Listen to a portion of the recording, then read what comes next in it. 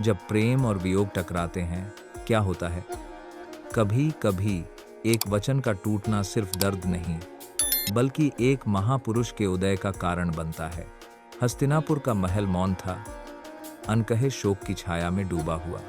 7 बार राजा शांतनु की खुशी को पवित्र गंगा ने छीन लिया।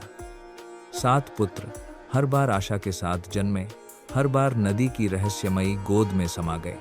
रात दर रात शांतनु गूंजते गलियारों में भटकते, उनका हृदय 2 हिस्सों में बंटाए, एक ओर अपनी रहस्यमयी रानी से प्रेम, दूसरी ओर वह सहन न कर पाने वाला दुख जिसने उन्हें जकड़ लिया था। जनता की पूजा, उनके शासन का गौरव, इनमें से कोई भी उस घाव को नहीं भर सका जो नदी की निःशब्द छीन ने दिया था। फिर भी राजा का दुख मौन था। गंगा को दिया गया वह वचन उनकी जंजीर बन गया था, उस स्त्री के लिए जिसकी सुंदरता जितनी गहरी थी उतने ही गहरे थे उसके रहस्य। अपनी सारी महानता के बावजूद शांतनु अपने ही महल में असहाय थे, प्रेम में दिए गए वचन के बंधन में। परंतु नियति मौन का इंतजार नहीं करती। जब उनका 8वां पुत्र जन्मा, शांतनु की आत्मा में एक तूफान उठ खड़ा हुआ। उन्होंने देखा, एक बार फिर गंगा नवजात को अपनी गोद में लेकर नदी की ओर बढ़ी। उनका हृदय धड़क उठा, आत्मा कांप उठी। अब और सहन न कर पाने पर शांतनु नदी के तट की ओर दौड़े। दुख से टूटी आवाज में उन्होंने पुकारा, रुको, तुम ऐसा क्यों करती हो? मेरे पुत्र बार बार नदी में क्यों समा जाते हैं? गंगा पलटी, उनकी दृष्टि कोमल थी लेकिन युगों का भार लिए हुए। तुमने अपना वचन तोड़ा है हे राजा, पर तुमने इस पुत्र को बचा लिया है। तब उन्होंने रहस्य उजागर किया।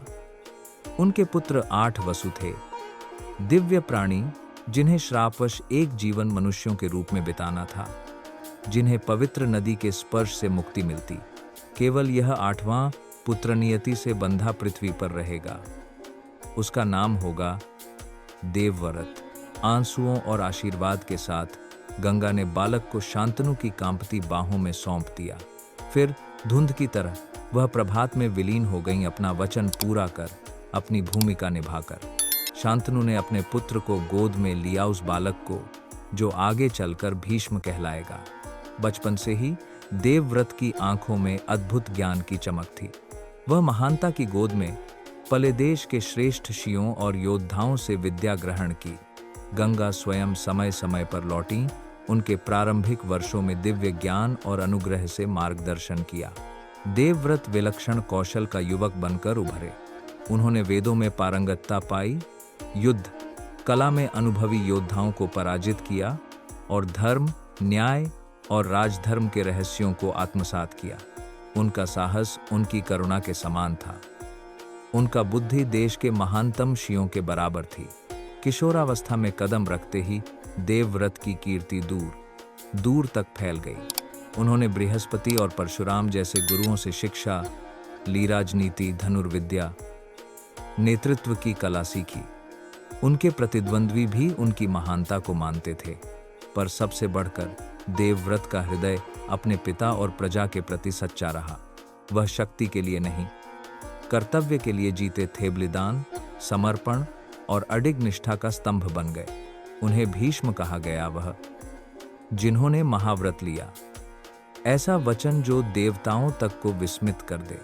वियोग और टूटे हुए वचन के दुख से जन्मा वह वीर जिसने विश्व को अपना सामर्थ्य दिखाया। यह था भीष्म का जन्म, महाभारत का अचल स्तंभ और कुरुवंश की आत्मा। अगर आपको यह वीडियो पसंद आया है तो कृपया सब्सक्राइब करें, लाइक करें और शेयर करें।